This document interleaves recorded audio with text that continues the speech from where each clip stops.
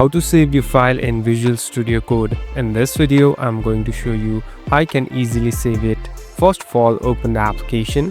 Now here on the left top, you can see this tree line icon. Simply tap on this tree line icon. Here on the top, tap on File. So these are the file settings. Here you'll be able to see different options that are available. Now here on the bottom, there's an option called Save. So simply tap on Save. Now here you can rename it, and here you can add any of the name that you want to give to your file. So here I'm writing one. Now simply add a name, and here on the bottom tap on Save. So the file has been saved. Now later you can import it through opening the file, or you can even directly import the whole folder and start coding. Thank you for watching this video. I hope this video will help you.